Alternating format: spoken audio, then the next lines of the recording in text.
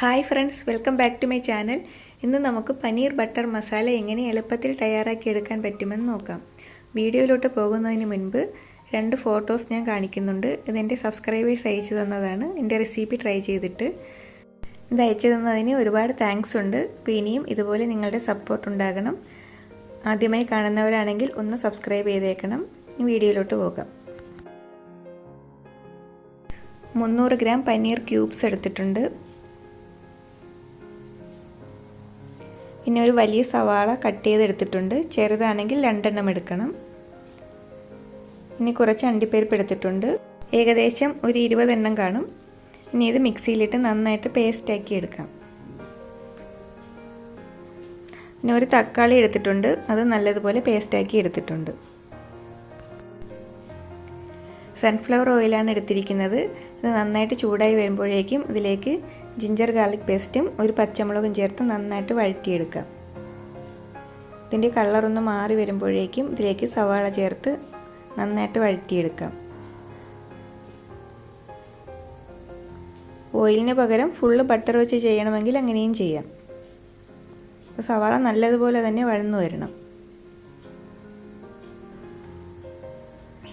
ഇതേപോലെ വഴന്ന് നല്ല കളർ മാറി വരണം. അപ്പോഴേക്കും അതിൽ 1/2 ടീസ്പൂൺ മഞ്ഞൾപ്പൊടി ചേർക്കാം. ഇനി 2.5 ടീസ്പൂൺ കാശ്മീരി ചില്ലിയാണ് ഞാൻ ചേർത്തിരിക്കുന്നത്. പൊടികളുടെ പച്ചമണം മാറി വരുമ്പോൾ അതിലേക്ക് നേരത്തെ പേസ്റ്റാക്കി വെച്ചേക്കുന്ന തക്കാളിയുടെ പേസ്റ്റ് കൂടി ചേർത്ത് നന്നായിട്ട് വഴറ്റിയെടുക്കാം. തക്കാളിയുടെയും പച്ചമണം നന്നായിട്ട് മാറി വരണം. അതിൽ വെള്ളമൊക്കെ വറ്റി നല്ലതുപോലെ എണ്ണയൊക്കെ തെളിഞ്ഞു വരണം.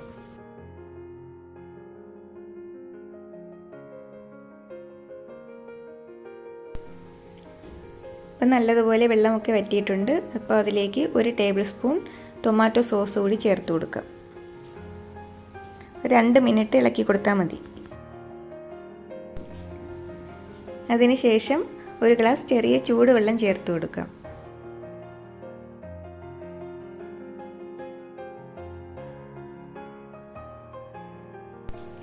നന്നായിട്ടൊന്ന് ഇളക്കി യോജിപ്പിച്ചതിന് ശേഷം ആവശ്യത്തിനുള്ള ഉപ്പ് കൂടി ചേർത്ത് കൊടുക്കാം.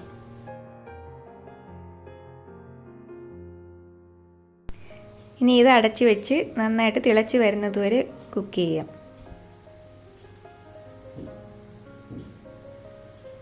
ഇപ്പം നന്നായിട്ട് തിളച്ച് വന്നിട്ടുണ്ട്. ഇനി ഇതിലേക്ക് കാഷ്യൂ പേസ്റ്റ് ചേർത്ത് കൊടുക്കാം.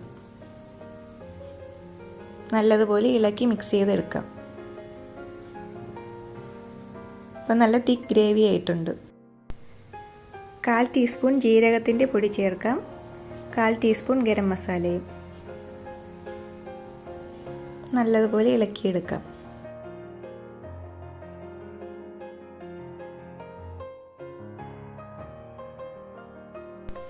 പനീർ കൂടി ചേർത്ത് കൊടുക്കാം. നന്നായിട്ട് ഇളക്കി യോജിപ്പിച്ചെടുക്കണം. അതിൽ മസാലയൊക്കെ നന്നായിട്ട് പനീറിലോട്ട് പിടിക്കുന്ന വിധത്തിൽ.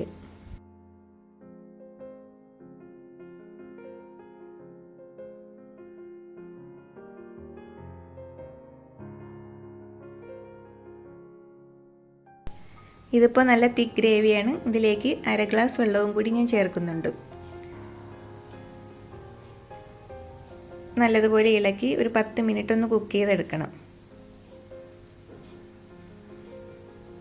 അതിനുശേഷം അതിലേക്ക് 1 ടേബിൾ സ്പൂൺ കസൂരി മേത്തി ചേർത്ത് കൊടുക്കണം. കസൂരി മേത്തി ചേർക്കുമ്പോഴാണ് ശരിക്കുള്ള പനീർ കറിയുടെ ടേസ്റ്റ് കിട്ടുന്നത്. ഇത് ചേർത്ത് ഒരു 2 മിനിറ്റ് കഴിയുമ്പോഴേക്കും അതിലേക്ക് ഒരു 1/4 ടീസ്പൂൺ പഞ്ചസാര കൂടി ചേർത്ത് കൊടുക്കാം. പഞ്ചസാര ചേർക്കുമ്പോൾ ഒരു പ്രത്യേക ടേസ്റ്റാണ്. ഒരുപാട് കൂടിപ്പോകരുത്. 1/4 ടീസ്പൂൺ എന്ന് പറഞ്ഞാൽ അത്ര മാത്രമേ ചേർക്കാവുള്ളൂ. 2 മിനിറ്റ് വെയിറ്റ് ചെയ്യാം. അപ്പോഴേക്കും പഞ്ചസാര നന്നായിട്ട് കാരമലായി വരും. അപ്പോൾ അതിന് പ്രത്യേക ഒരു ടേസ്റ്റാണ്. ഇനി അതിലേക്ക് 1 ടീസ്പൂൺ ബട്ടർ കൂടി ചേർത്ത് കൊടുക്കാം. ഇനി അവസാനം കുറച്ച് മല്ലിയില കൂടി ചേർക്കാം.